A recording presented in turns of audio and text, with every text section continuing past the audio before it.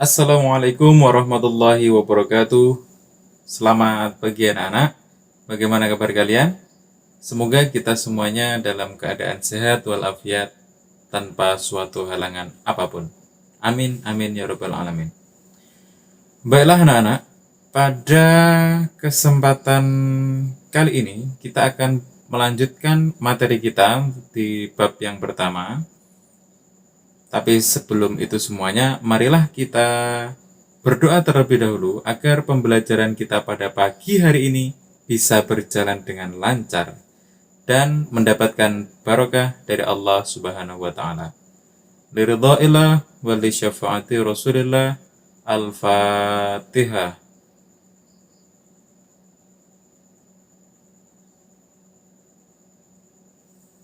Amin amin ya rabbal alamin.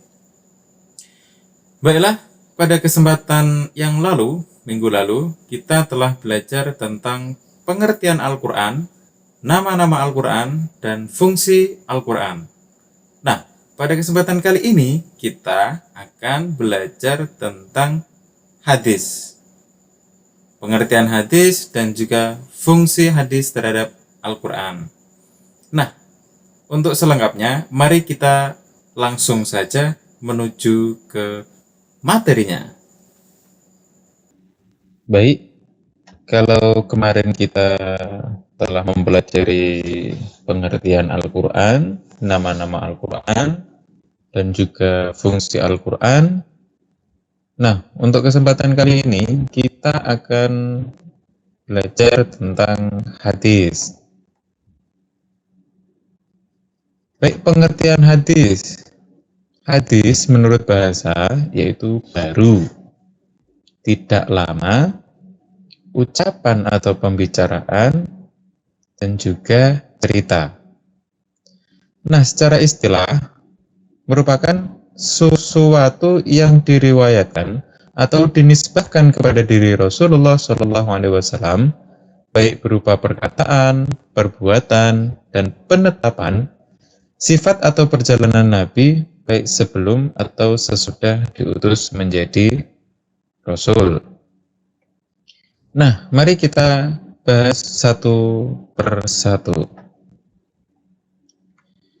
Yang dimaksud dengan perkataan adalah segala perkataan yang pernah diucapkan oleh Nabi Muhammad SAW dalam berbagai bidang, seperti bidang syariah, akidah, akhlak, pendidikan, dan sebagainya.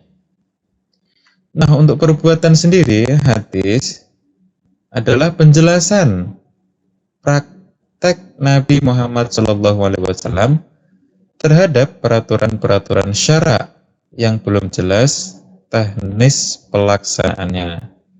Peraturan syara yaitu peraturan yang diwajibkan umat muslim untuk melakukan. Sedangkan takrir adalah keadaan beliau yang mendiamkan atau tidak mengadakan sanggahan dan reaksi terhadap tindakan atau perilaku para sahabatnya, serta menyetujui apa yang dilakukan oleh para sahabatnya itu. Dan juga untuk sifat, yaitu sifat jasmani ataupun moral, akhlaknya, keadaan, dan himmah keinginannya untuk melakukan suatu hal.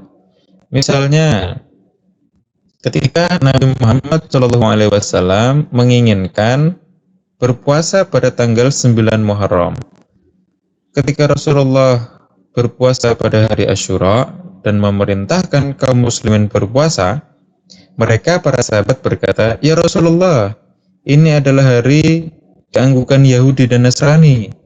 Maka Rasulullah SAW pun bersabda, "Jika tahun depan kita bertemu dengan bulan Muharram, kita akan berpuasa pada hari ke-9 atau pada tanggal ke-9." Nah, itulah penjelasan daripada hadis. Berikutnya fungsi hadis. Fungsi hadis terhadap Al-Quran. Yang pertama yaitu mengukuhkan hukum yang sudah ada dalam Al-Quran. Yang kedua, merinci ayat Al-Quran yang mujmal atau umum. Kemudian menetapkan hukum yang belum terdapat dalam Al-Quran. Dan yang keempat, membatasi keumuman ayat-ayat Al-Quran. Baik, mari kita bahas satu persatu fungsi hadis terhadap Al-Quran. Yang pertama, mengukuhkan hukum yang sudah ada dalam Al-Quran. Dalam hal ini, hadis mengulang perintah atau larangan yang sudah disebutkan di dalam Al-Quran. Misalnya, Rasulullah Shallallahu Alaihi Wasallam memerintahkan untuk melaksanakan puasa. Perintah pelaksanaan puasa sudah ada dalam Al-Quran, sehingga dalam hadis sifatnya mempertegas perintah yang telah ada di dalam Al-Quran. Sebagai contoh, di ayat Al-Quran berbunyi, Bismillahirrahmanirrahim, Ya ayyuhalladzina amanu kutiba alaikumus syiyamu kama kutiba alal ladzina min qablikum la'allakum tattaqun. Yang artinya, wahai orang-orang yang beriman, diwajibkan atas kamu berpuasa sebagaimana diwajibkan atas orang sebelum kamu agar kamu bertakwa. Nah, hadis mempertegas hukum yang sudah ada di dalam Al-Quran. Faqala akhbirni ma faradallahu alayya minasyiyam. Faqala syahru ramadana illa an tatawwa'a syai'an. Kabarkan kepada saya apa yang diwajibkan bagi saya untuk berpuasa. Nabi Muhammad SAW menjawab, puasa bulan Ramadan, kecuali jika engkau berpuasa sunnah. Nah, hadis ini menunjukkan ketegasan atau penjelasan ulang dari hukum berpuasa Ramadan. Nah, yang kedua, menguraikan atau menjelaskan dan merinci ayat yang mujmal atau global. Banyak ayat atau perintah atau larangan juga Al-Quran yang sifatnya masih umum, belum terinci. Al-Quran memerintahkan mengerjakan suatu perbuatan, namun belum ada ayat yang menjelaskan. Lalu bagaimana cara melaksanakannya? Sebagai contoh, Allah memerintahkan kita untuk melaksanakan sholat. Di dalam ayat Al-Quran berbunyi, Bismillahirrahmanirrahim, wa aqimus sholata wa atuz zakata warka'u ma'ar rakin. Dan laksanakanlah sholat, tunaikanlah zakat, dan rukuklah beserta orang-orang yang ruku. Nah, di dalam ayat Al-Quran memerintahkan untuk melaksanakan sholat. Lalu bagaimana caranya? Nah, hadis menjelaskan bagaimana tata cara melaksanakan sholat. Di dalam hadis berbunyi, "Shollu kama ra'aitumuni usolli," rawahu Bukhari. Sholatlah kalian sebagaimana kalian melihatku sholat. Nabi mencontohkan dengan gerakan dan juga bacaan-bacaannya. Lalu para sahabat mengikuti. Kemudian kita belajar daripada ulama-ulama yang belajar kepada gurunya lagi sampai menuju ke Nabi Muhammad SAW. Jadi ilmu atau perintah sholat yang kita dapatkan berasal dari guru kita yang sampai kepada Nabi Muhammad SAW. Baik, yang ketiga, menetapkan hukum yang belum terdapat dalam Al-Quran. Dalam hal ini, hukum yang ada adalah merupakan produk atau hadis sunnah yang tidak ditunjukkan oleh Al-Quran.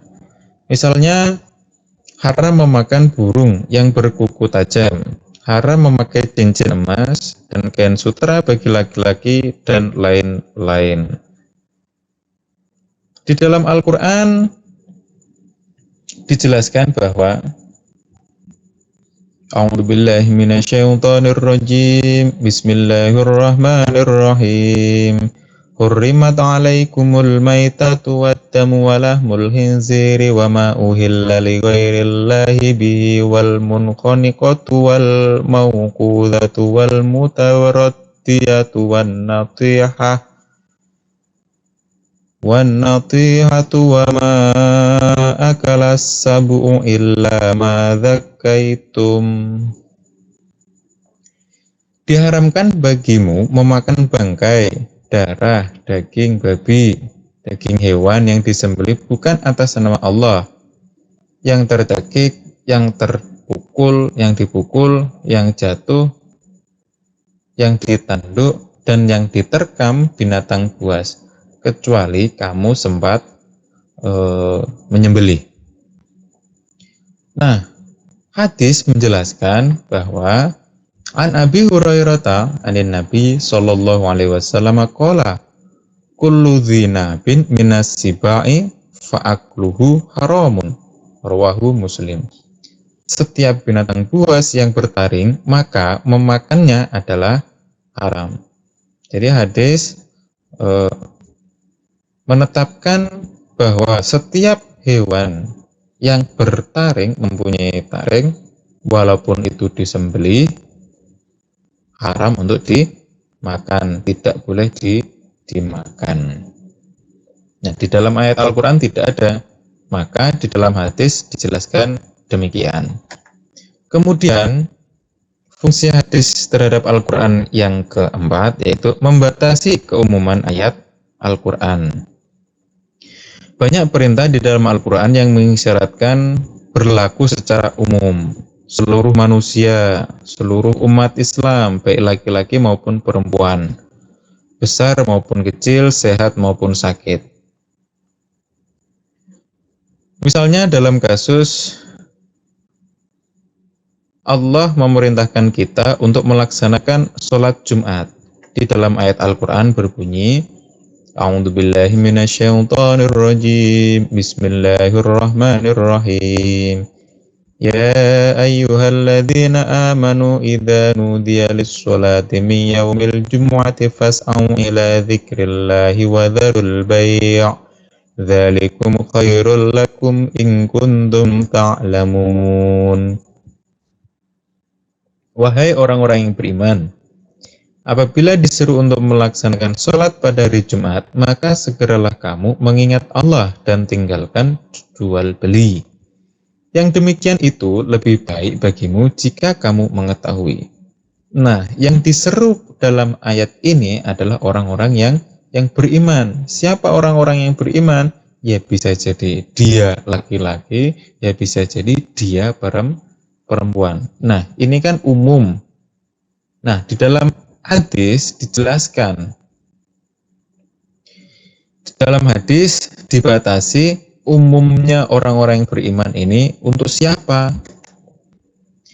Al-jumu'atu hakun wajibun ala kulli muslimin fi jama'atin illa arba'ah. Abdun mamluk, awimro'atun, awsobiyun, awmaridun. Sholat Jumat adalah kewajiban bagi setiap muslim, kecuali 4 orang. Hamba sahaya yang dimiliki, perempuan, anak kecil, dan orang sakit. Nah, jadi yang dimaksud orang beriman di sini berarti adalah muslim laki-laki yang tidak hamba sahaya. Dan juga perempuan tidak boleh melaksanakan sholat Jumat. Tapi ada pengecualian. Kemudian anak kecil juga tidak wajib, dan orang sakit. Nah, fungsi hadis ini membatasi ayat Al-Quran tadi yang sangat umum. Orang-orang yang beriman itu bisa jadi mereka laki-laki, bisa mereka perempuan. Jadi setiap muslim, tapi kecuali 4 orang ini. Nah, kemudian fungsi Al-Quran dan hadis. Kalau tadi fungsi hadis terhadap Al-Quran, nah sekarang kita akan masuk pada fungsi Al-Quran dan hadis. Yang pertama yaitu Al-Quran sebagai penyempurna kitab-kitab Allah yang pernah diturunkan sebelumnya, seperti Taurat, Zabur, Injil. Nah, Al-Quran datang untuk menyempurnakan. Kemudian sebagai sumber hukum pertama dan utama dalam Islam, sebagai rujukan setiap hukum yang ada di dunia ini. Hadis merupakan sumber hukum kedua ajaran Islam setelah Al-Quran. Nah, tadi jika sesuatu hal tidak ada di dalam Al-Quran, maka harus kita cari di hadis. Kalau nanti hadis tidak ada juga, maka kita mengacu pada ijma' para ulama, kesepakatan para ulama. Nah, kalau di kesepakatan para ulama tadi tidak kita temukan sesuatu kejadian itu, maka kita harus membandingnya dengan kias. Dan yang terakhir adalah hadis merupakan rujukan umat Islam dalam memahami syariat. Begitu anak-anak, materi pada kesempatan kali ini terkait dengan pengertian hadis, fungsi hadis terhadap Al-Quran, dan juga fungsi Al-Quran dan hadis. Nah, berikutnya silakan anak-anak untuk mencari satu hadis Nabi Muhammad tentang akhlak. Ya, jadi silakan tentang yang membahas tentang akhlak. Silakan bisa dicari di internet banyak. Satu saja. Silakan ditulis Arab dan artinya di dalam satu lembar kertas. Jadi satu hadis saja. Arab dan artinya. Kemudian fotokan tugas kalian tersebut, kemudian upload tugas kalian di Google Classroom. Waktunya mengerjakan hari ini sampai besok malam, jadi hanya 2 hari. Ya, selain itu boleh tidak menerima tugas tersebut. Baiklah, demikian materi pada kesempatan kali ini. Semoga apa yang kita pelajari pada pagi hari ini bisa bermanfaat bagi kita semuanya dan mendapatkan ridho dari Allah Subhanahu wa Ta'ala. Sampai jumpa di pertemuan selanjutnya. Terima kasih dan wassalamualaikum warahmatullahi wabarakatuh.